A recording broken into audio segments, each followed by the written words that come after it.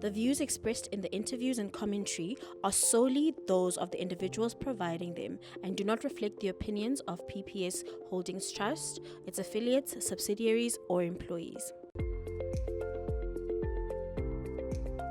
I don't want to call it a financial exit strategy, but yes, I strongly believe that at the beginning of each relationship, right, the honeymoon phase is the best time to discuss all the difficult, uncomfortable topics, to bring them up, because now you're not as invested, you haven't really seen the worst of a person or whatever situation or circumstance that might come up. And I also took this from a divorce attorney, right? That the best time to discuss or to even think about such things is right at the beginning, including with divorce. So the question is, in the event that we have to separate, right? One, do you want it to be an amicable separation? Of course, right? And remember, we like each other very much right now at the beginning. So let's talk about that. How do we, in the event that we have to terminate this relationship, how would we want that to look? What are your thoughts? So ask your partner, right? What do you believe? Do you believe that we should go 50-50 on everything? How are we going to handle the custody of our kids or future kids, right? And financially, are you prepared to pay some maintenance towards my upkeep? So in that sense, you are creating that financial exit strategy because you don't want surprises at the end. And I can tell you from listening and reading, on divorce cases, that it is very, very challenging when you are now fighting and facing a separation to have those conversations and to be logical and rational at that point, because there's a lot of emotions involved, right? So yeah, a financial exit strategy, I would advise that. It's healthy to have that conversation. Yeah.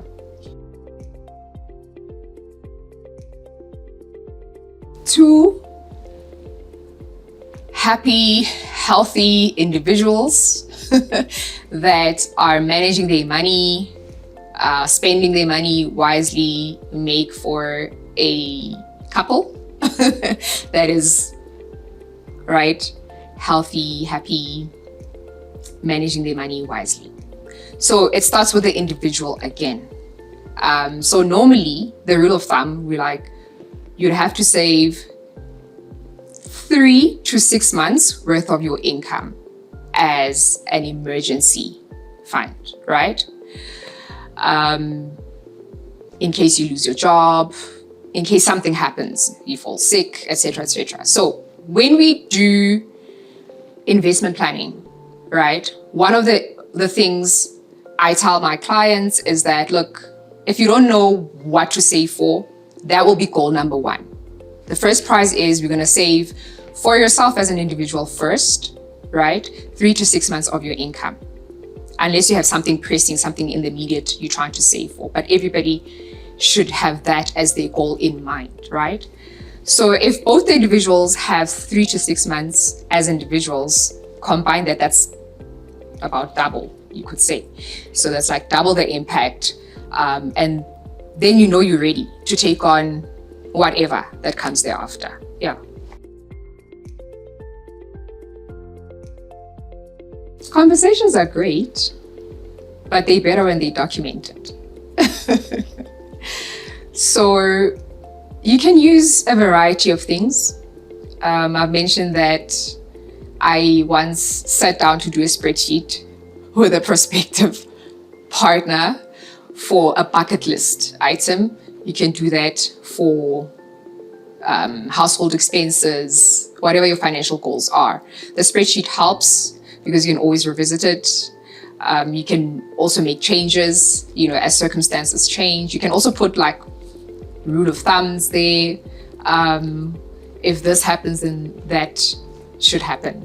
Those kinds of things. But yeah, use whatever works for for you guys, right? But document it, track it. Tracking is important. And I think it's also romantic because, you can go on a date night or weekend getaway and then just talk about, what's happening financially in a relaxed, calm setting. And that's also something I would recommend, including, what do you call this, New Year's resolutions. So the beginning of every year, just you and your partner go somewhere chilled, relaxed, and talk about what are we achieving this year. That's when the planning can take place there as well. And then double down by perhaps just bouncing it off your financial advisor for accountability for both of you guys. Yeah. How we should be handling it is celebrating, first and foremost, right? So if we're partners, we should be celebrating each other's achievements and promotions. So that's the one way. A win for one should be a win for all. That's why we're in a partnership, right? Because two is better than one. So I try to show that to my clients, that two is better than one. And also, it means that, so if we're looking like a household, if we're looking at ourselves as a household, right, we get to do more and we can achieve more because the one party is getting promoted, isn't it? And we might actually achieve more quicker by working together. I don't see any other way. Like, what other way would there be other than just to celebrate it? But I also need to mention this, that people generally, we have a tendency of upgrading our lifestyle, our expenses, as soon as we get promoted and income and stuff.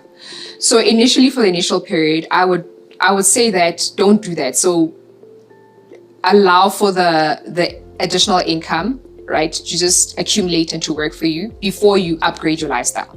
So that's also something that we need to look out for. But then, of course, at some point, you can always adjust it. But that's one big thing that I would say for couples. But yeah, besides that, just be happy and celebrate one another.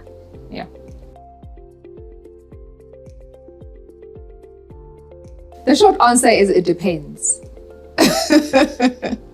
But I wouldn't necessarily say a red flag. Remember, what your earnings, that's your treasure, right? So it should be a privilege. It's also trust dependent. Like, what's the level of trust in the relationship? It's not everyone nobody has the right to that information, right? But yes, in the interest of transparency and disclosure, it will differ from couple to couple, especially if everything is taken care of. So if all the responsibilities are taken care of, why should you know how much? Unless, of course, if you're saying maybe in a marriage and in a marriage of a particular type of marital regime, perhaps. But no, I'll say it depends.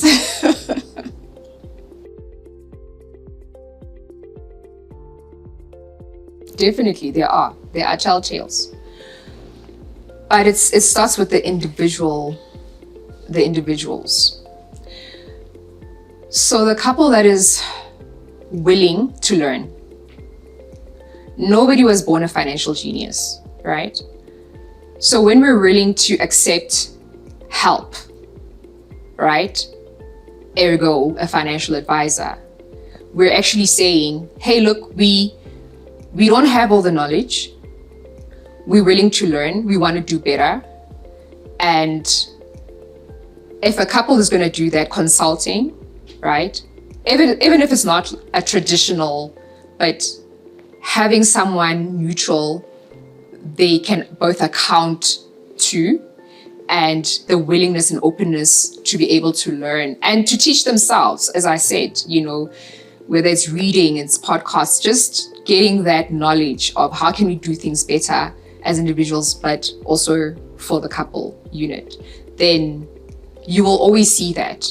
The couples who come and say, can we please do a joint plan, for example, right?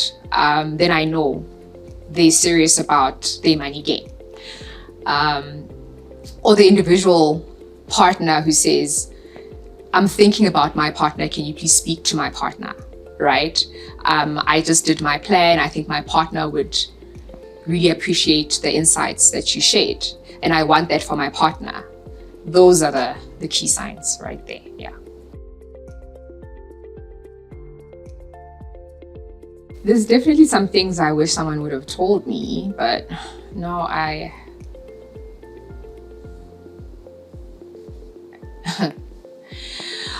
okay, perhaps that money is not a respecter of persons. So it doesn't matter who you are, where you are.